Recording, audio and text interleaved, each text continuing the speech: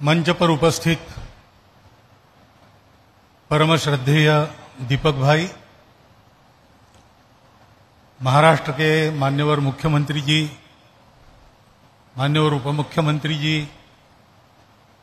मंच पर उपस्थित अन्य सभी मंत्रीगण, जितो संगठन के कार्यकर्ता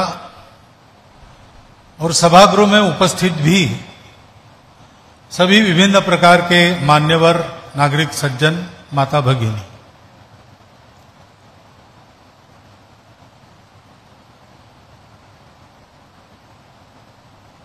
मुख्यमंत्री जी ने बताया 3 महीने पहले नागपुर में एक कार्यक्रम था। Doctor Abaji Thatte cancer institute का लोकार्पण हुआ। बहुत अच्छा काम उनका चल रहा है। इधर उधर घूमते समय लोग बताते हैं, काम तो पहले ही शुरू हो गया था, लोकार्पण रुका था, वो हो गया। उसी समय यहां भी ऐसे एक अस्पताल का संकल्प है और उसमें मैंने आना चाहिए,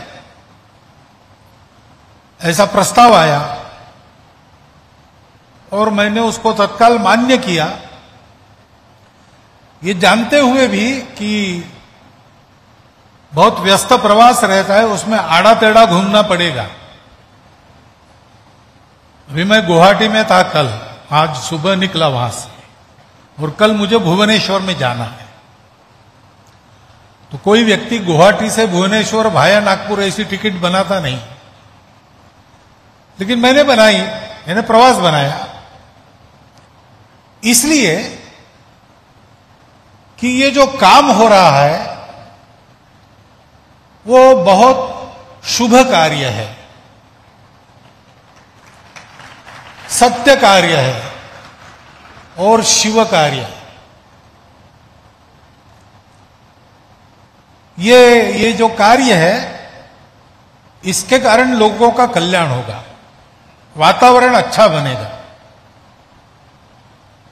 क्योंकि जैसा कि बताया गया कि मैं कहता हूं, बहुत से लोग कहते होंगे, मैं अकेला नहीं कहता हूं, कि पहले तो जीवन का विचार करते समय रोटी कपड़ा मकान ऐसे चलता था। रोटी कपड़ा मकान जितना आवश्यक लगता है, कदाचित उससे भी ज्यादा आज सामान्य व्यक्ति को शिक्षा और स्वास्थ्य की आवश्यकता ज्यादा लगती है। वो अपना घर बार बेचकर भी अपने बच्चों को पढ़ाएगा, अपना इलाज अच्छे अस्पताल में करवाएगा। लेकिन इन दोनों की जो सुविधाएं हैं वो अपने देश में अपर्याप्त है। इच्छा है स्वस्थ रहने की, इच्छा है सुशिक्षित होने की, परंतु उपलब्ध नहीं है अवसर, साधन नहीं है, विद्यालय नहीं है, अस्पताल नहीं है, जो है वो दूर है और चिकित्सा का खर्चा बहुत ज्यादा है। तो स्वास्थ्य की दृष्टि से विचार करेंगे तो ये आज देश में सर्वदूर जनता की आवश्यकता है कि उनको सस्ती चिकित्सा और अपने पास उपलब्ध हो। इस दृष्टि से पहले तो पूरे महाराष्ट्र में कैंसर का पेशेंट यानी मुंबई में भेजो, टाटा है। ये अच्छी बात है कि टाटा कैंसर इंस्टीट्यूट जैसी इंस्टीट्यूट हमारे प्रांत में, प्रदेश में है, लेकिन सबको यहां आना पड़ता था, रहना पड़ता था, दवाई का खर्चा और अलग चिकित्सा का, सब लोग वो कर भी नहीं पाते। तो यह आवश्यकता है कि सबको सहज मिल सके इतनी दूरी पर कैंसर का अस्पताल होना चाहिए। क्योंकि स्वास्थ्य की चिंता तो बढ़ ही गई है, सुविधाएं बहुत हो गई, साधन बहुत हो गए हैं, वैसे देखेंगे तो सुख बढ़ गया है, लेकिन वो जीवन शैली उस सुख को प्राप्त करने की ऐसी है कि उसके कारण जीवन में दुख का भी पर्याप्त निर्माण होता है। इन सारे रोगों की जो अचानक बढ़त दिखती है ये लाइफस्टाइल डिसीजेस है, साइकोसोमेटिक डिसीजेस है, और इसलिए सबको इसकी जरूरत है, उसकी सुविधा अधिक निर्माण होनी चाहिए। तो ऐसे अस्पताल नए नए निर्माण होते हैं, लोगों के पास अधिक आते हैं, तो लोगों के लिए वो सुविधा रहेगी। इसलिए ये शुभ कार्य है, सत्य कार्य है। क्योंकि जैसा आपने अभी सुना सभी भाषणों में, मैं पुनरुक्ति नहीं करूंगा, लेकिन एक शब्द आपने बार बार सुना, संवेदना। ये सारे काम उत्पन्न हुए हैं, ये संवेदना में से उत्पन्न हुए हैं।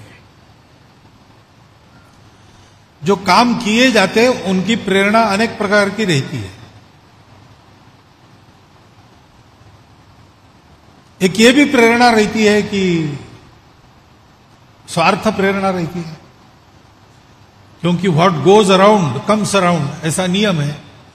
जो आप छोड़ते हो बाहर वो वापस आता है अपने पास। तो अच्छा करेंगे तो अच्छा भरेंगे। तो ये तो जन्म और कर्म का नियम है, लेकिन सामान्य व्यवहार में भी तात्कालिक रूप से कुछ अच्छा करो तो अच्छा मिलता है, उस आशा से अच्छे काम किए जाते हैं। अब ये मनुष्य की प्रवृत्ति है, इसलिए उसको मैं अच्छा बुरा नहीं कहता। लेकिन अगर लाभ की आशा नहीं है तो लाभ की आशा से काम करने वाले काम नहीं करते। इसलिए वो प्रेरणा सत्य प्रेरणा नहीं है, मजबूरी भी होती है, करना ही पड़ता है, इसलिए करते हैं।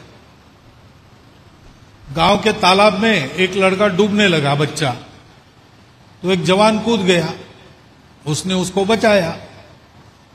तो तुरंत भीड़ जमा हो गई, पत्रकार आ गए, उसको पूछने लगे, कोई कूदा नहीं, आपको कैसी इच्छा हुई कूदने की, प्रेरणा? उसने कहा प्रेरणा वगैरह बाद में बताता हूं, मुझे धक्का मार के किसने गिरा है उसका नाम बताओ।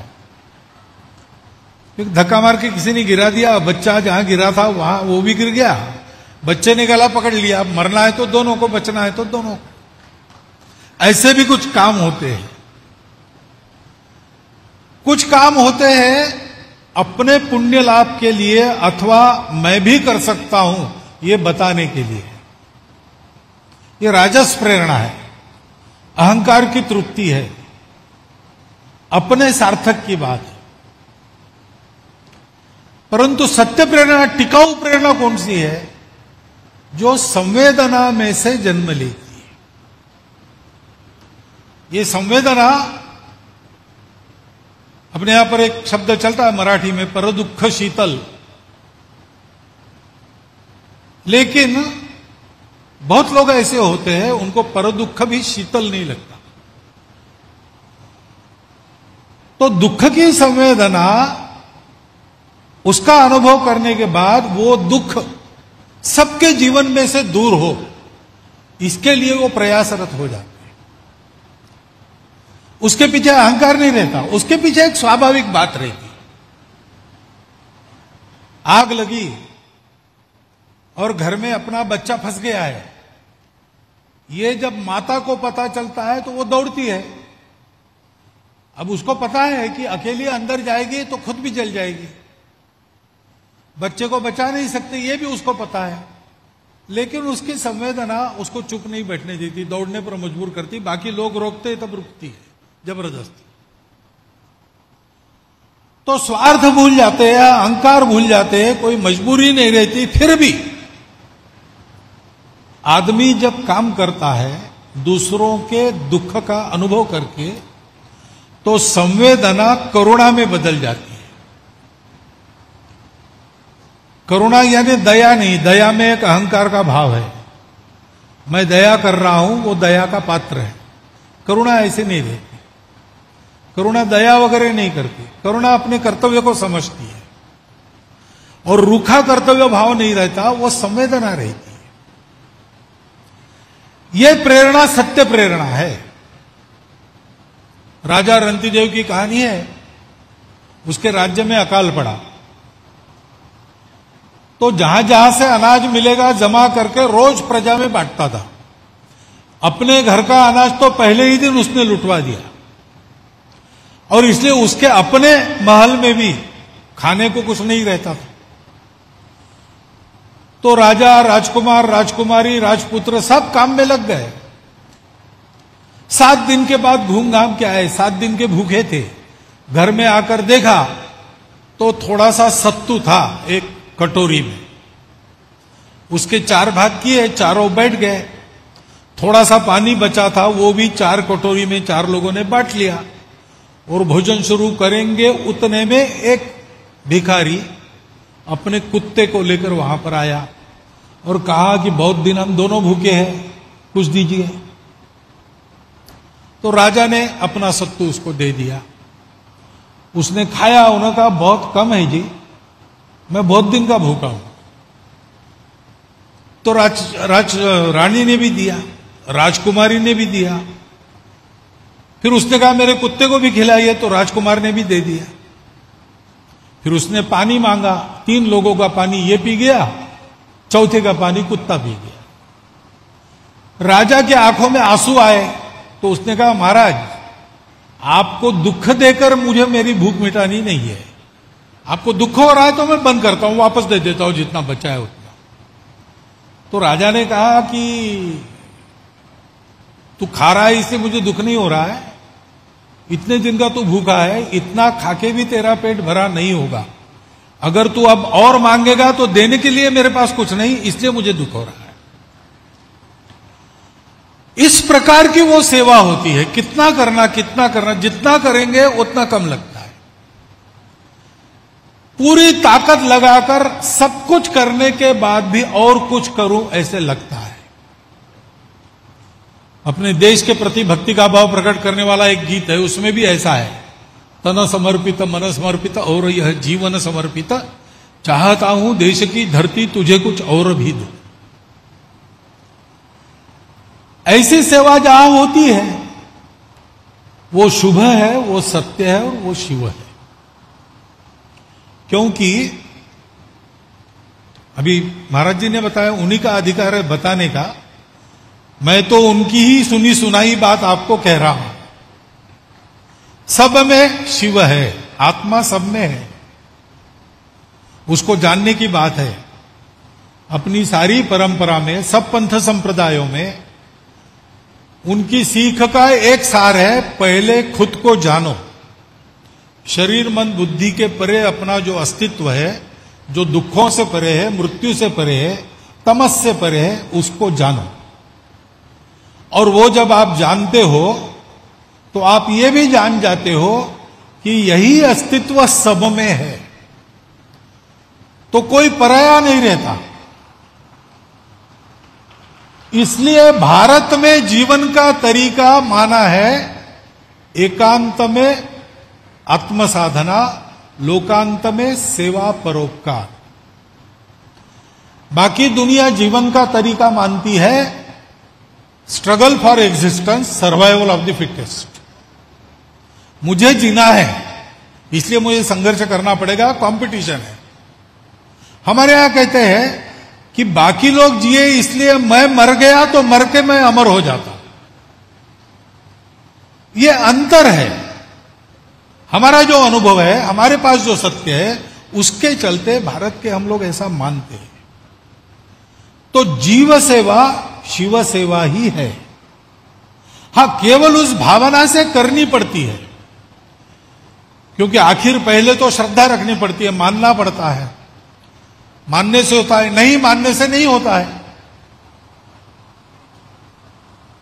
कीर्तन करते थे रोज महाराज जी, ऐसे ही दिन थे और ऐसी वर्षा हो रही थी, मूसलाधार, जिधर उधर 2 दिन से जरा नरम है, लेकिन उसके पहले रत्नागिरी में जैसा होता रहा होगा वैसी वर्षा चल रही थी। तो गांव के ही 2-4 लोग आते थे, आसपास के गांव के लोग पहले दिन आए, दूसरे दिन से वर्षा शुरू हो गई, उन्होंने आना बंद कर दिया। लेकिन बाहर गांव की रहने वाली एक बुढ़िया रोज आती थी। तो 7 दिन की वो कीर्तन का कार्यक्रम समाप्त हो गया, सब लोग लौटने लगे, ये बुढ़िया भी लौटने लगी। तो कीर्तन करने वाले कीर्तनकार ने उनको पूछा कि मैं देख रहा हूं इतने पानी में, बाढ़ है आसपास, नदी नाले भर के, तो तुम अकेले कैसी आती हो? गांव के पास नदी है, उसको पार करके आना पड़ता है, वो तो उफन के पड़ रही है, पुल पानी के नीचे है। तो उसने कहा महाराज जी वो तो उपाय तो आपने ही बताया आने का। क्या उपाय बताया? आपने कीर्तन में बताया, राम नाम भवसागर को पार कराता है। तो ये तो हमारे गांव की नदी है, उफन के बह रही तो क्या हो गया? तो भवसागर पार कराने वाला नाम है, उसको मैं लेती हूं और पानी पर चल के आती हूं। तो कीर्तनकार ने बताया तो गप्पे मुझे हाँक रही, हमारी बिल्ली हम ही से म्याऊं कर रही, ऐसा कभी होता है क्या? अरे महाराज जी आपने बताया वही होता है, मैं वापस जाने वाली हूं, आप देख लीजिए। गए तो बस नदी आ गई, बुढ़िया अपना राम नाम जपते जपते पानी पर चल के उधर चली गई। कीर्तनकार को लगा अरे इतना बड़ा उपाय मेरे पास था इतने दिन, मुझे ही पता नहीं था। उन्होंने भी अपना धोती वोती ऊपर कर ली और राम राम कहते निकले। तो बुढ़िया उस तीर से चिल्लाई, महाराज आप मत आइए, आप डूब जाएंगे। बोले क्यों? तो आपका विश्वास नहीं है। विश्वास नहीं है? मैंने बताया, मालूम है, लेकिन मैं कैसे चल के आई सीधी, आप आने के पहले धोती ऊपर कर रहे, इसका मतलब आपका विश्वास नहीं, आपको लगता है भीग जाएंगे। तो पहली बात तो विश्वास रखना पड़ता है, और विश्वास होता ही है। लोगों को स्वास्थ्य प्रदान करने वाले जितने डॉक्टर लोग हैं उनको पूछिए, अधिकांश लोग आपको बताएंगे अंग्रेजी में, वी ट्रीट ही क्यूअर्स। हम उपचार करते हैं, बचाने वाला वो है। उसी का किया चलता है।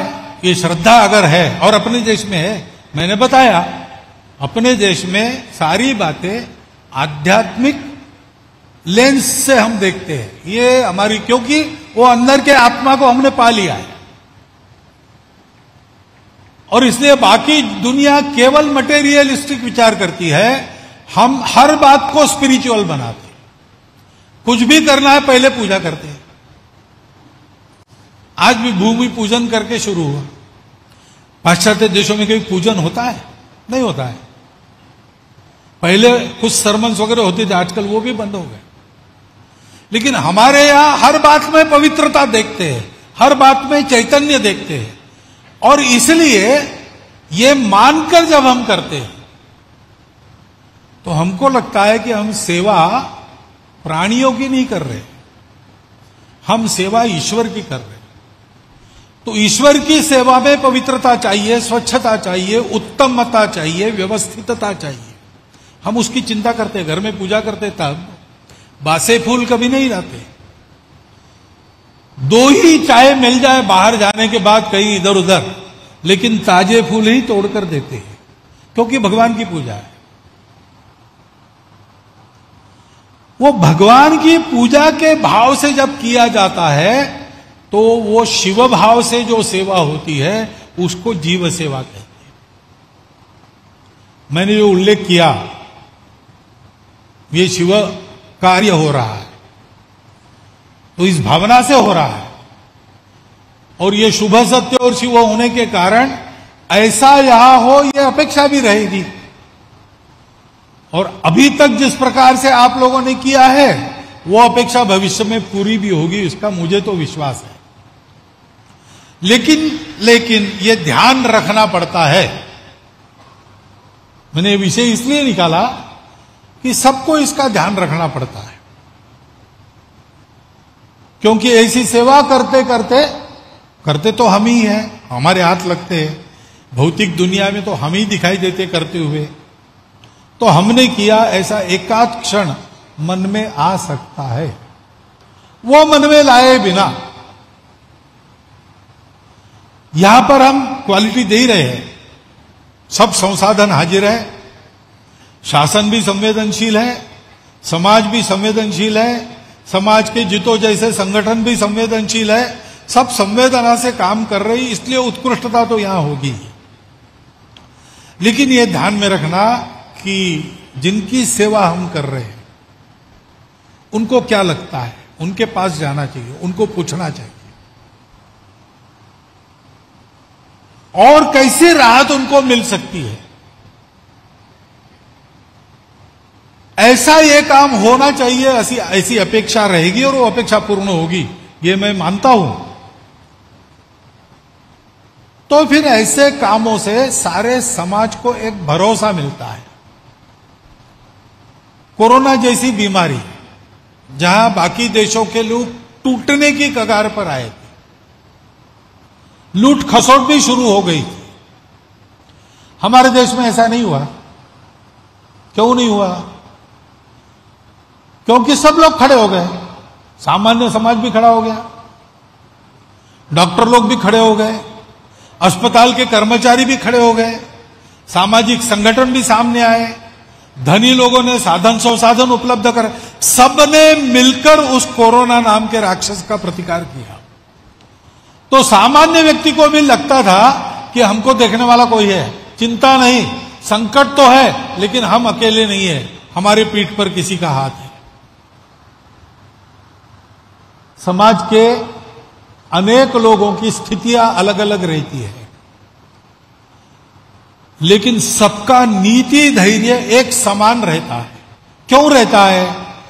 प्रतिपल प्रतिक्षण सामान्य व्यक्ति को छोटी छोटी बातों में यह अनुभव होता है कि मेरे पीठ पर हाथ रखने वाला कोई न कोई है, मेरे दुख का ध्यान किसी न किसी को है, और इसलिए ऐसे काम होते रहते समाज में। लड़ने वाला मैं अकेला नहीं हूं, जैसे सैनिक को लगता है कि सीमा पर मैं हूं लेकिन पीछे सारे खड़े हैं।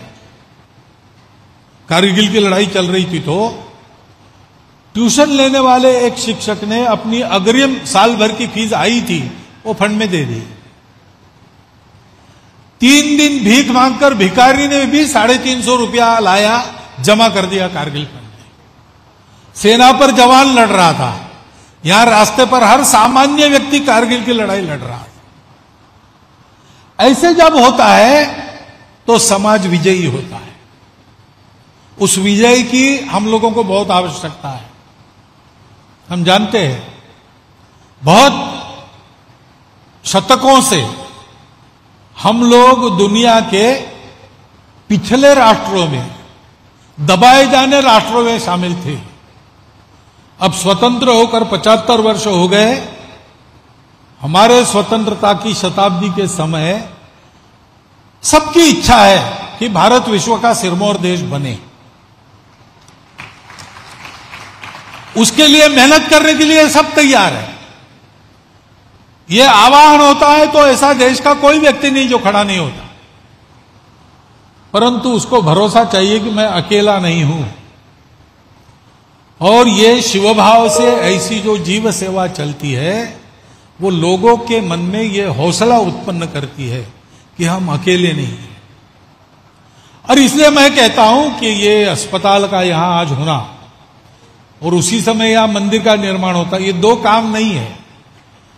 मुख्यमंत्री जी ने कहा 2 अच्छे काम हुए, 2 नहीं, एक ही अच्छा काम हुआ। ये दोनों एक ही बात है, क्योंकि जीव और शिव एक ही बात है। और इसलिए एक ही अच्छा काम हुआ है और एक बाकी है, वो कौन सा क्या कब वो आप तय कीजिए और कीजिए। उस समय भी अगर आप बुलाएंगे तो मैं आऊंगा। ऐसे अच्छे काम होते चलते हैं, उससे समाज बनता है, समाज बढ़ता है। और सौभाग्य की बात है आज हम ऐसे समय में यहां पर बैठे हैं कि ऐसे अनेक काम हो रहे हैं। मैं हमेशा कहता हूं कि अपने देश में जितना खराब होता है, ऐसी चर्चा होती है, उससे 40 गुना ज्यादा कम से कम अच्छा हो रहा है। ये घूमते समय मैं देखता हूं, जो आंख और कान खुले रखकर घूमेगा उसको ऐसे दिखेगा। बड़े से बड़े व्यक्ति भी अच्छे काम कर रहे हैं, सामान्य अज्ञे से व्यक्ति भी अच्छे अच्छे काम कर रहे हैं, बिना कीर्ति की आशा के, बिना पुण्य की आशा से, बिना किसी भय के, मजबूरी के, स्वार्थ के। केवल अच्छा करने से अपना जीवन अच्छा होता है, मनुष्य का जीवन बनता है, इसलिए कर रहे। और उसी कड़ी में आज का ये काम इतने सारे लोगों के हाथ लगकर जैसे गोवर्धन उठता है सबकी लकड़ियों पर वैसे उठा है, और वास्तव में जिसकी उंगली लगती है उसका मंदिर भी यहां पर हुआ है। तो ऐसे शुभ अवसर पर टेढ़ा रास्ता करके मैं न आता तो मैं ही एक अच्छे अवसर से वंचित रह जाता। इसलिए मैं आपका धन्यवाद करता हूं कि आपने मुझे निमंत्रण दिया, यहां उपस्थित किया, और आप सब ने सब बता दिया। उसके बाद भी कुछ बोलना था, इसलिए कुछ बातें मैंने आपके सामने रखी, वो आपने शांतिपूर्वक सुन ली। आपके इस उपक्रम को मन से तो शुभकामना दे ही रहा हूं। इसमें अगर संघ के स्वयंसेवकों का कोई सहभाग बन सकता है तो संघ के स्वयंसेवक उसके लिए तैयार है, यह भी बताता हूं। और आप सबको धन्यवाद देता हुआ मेरे 4 शब्दों को समाप्त करता हूं। छत्रपतींचा विचार म्हणजे